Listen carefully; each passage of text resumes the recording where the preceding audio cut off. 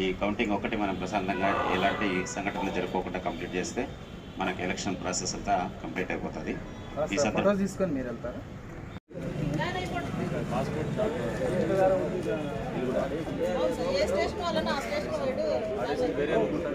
వాళ్ళు చదువు చూడగలరు.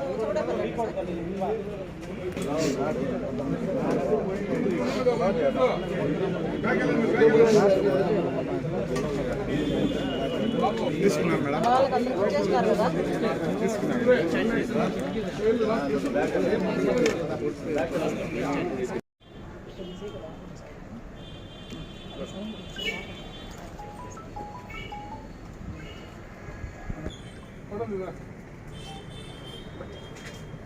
ఓకే అండి, థ్యాంక్ యూ.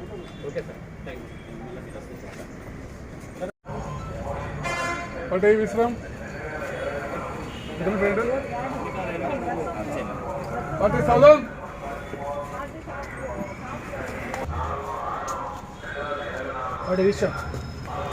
నమస్కారం. అందరికీ తెలుసు ఎలక్షన్స్ కంప్లీట్ అయిపోయినాయి. కాకపోతే మనకు రేపు 4వ తేదీ కౌంటింగ్ అండ్ రిజల్ట్ ఉంది కాబట్టి దీని సందర్భంగా ఎలాంటి అవాంఛనీయ సంఘటనలు జరుపుకోకుండా ప్రతి పోలీస్ స్టేషన్ లిమిట్స్లో కూడా పికెట్స్ అంటే కొన్ని సెన్సిటివ్ విలేజెస్ ఆయా కన్సర్న్ ఎస్ఐస్ అంతా దాన్ని గుర్తు చేయడం జరిగింది.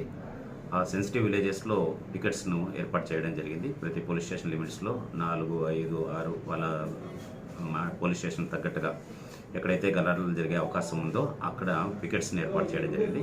అక్కడ 2 నుంచి 3 పోలీసులు ఇప్పటి నుంచి 5వ తేదీ వరకు అయిపోయే వరకు ఎలాంటి సంఘటనలు జరుపుకోకుండా అక్కడే పికెట్ ఏర్పాటు చేయడం జరిగింది. అదేవిధంగా ప్రతి పోలీస్ స్టేషన్ లిమిట్స్లో కూడా ఒక mobile party and QRT quick response టీమ్ని కూడా పెట్టడం జరిగింది. తర్వాత స్పెషల్ స్ట్రైకింగ్ ఫోర్స్ సిఐ గారు ఉంటారు. దానిపైన డిఎస్పీ గారు ఓవరాల్ ప్రతి కాన్స్టిట్యున్సీకి ఒక డిఎస్పీ గారు ఉండి అన్ని మానిటర్ చేస్తారు. ఈ రిజల్ట్ వచ్చిన తర్వాత ఏ పార్టీ వాళ్ళు కూడా ఓడిపోయినా గెలిచినా కూడా సమయం పాటించి ఒకరిపై ఒకరు రెచ్చగొట్టే విధంగా చేసుకోకుండా ప్రశాంతమైన వాతావరణంలో ఈ ఎలక్షన్స్ అన్నీ కంప్లీట్ అయినాయని చెప్పి మన జిల్లాకు తర్వాత మన మండలానికి అందరికీ కూడా మంచి పేరు వచ్చేలాగా అందరూ సహకారం అందించాలని చెప్పి మా వైపు నుంచి కోరుతున్నాం.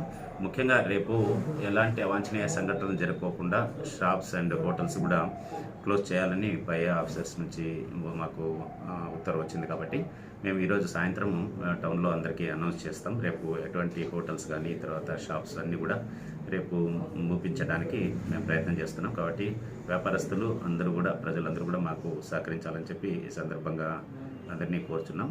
అదేవిధంగా 30 పోలీస్ యాక్ట్ 144 అమల్లో ఉంది కాబట్టి 4 అంతకంటే ఎక్కువ మంది ఎక్కడ కూడా గుమికూడకూడదు. రిజల్ట్ ఏదైతే వస్తుందో అవన్నీ కూడా మీరు ప్రశాంతంగా ఇంట్లో కూర్చొని మీ టీవీలో వాచ్ చేయండి.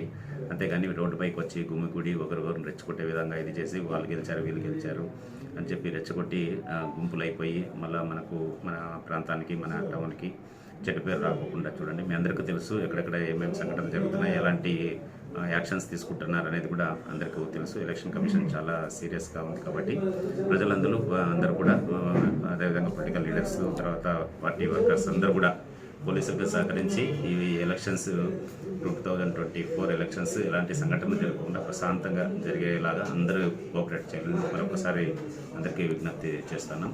అదేవిధంగా మీరు ఏదైనా సోషల్ మీడియాలో కానీ ఇంకొక చోట కానీ ఏదైనా ఫాల్స్ ప్రాపగాండా ఫాల్స్ న్యూస్ ఏదైనా వస్తే కూడా దాన్ని తొందరపడి ఎవరు కూడా ఫార్వర్డ్ చేయొద్దు.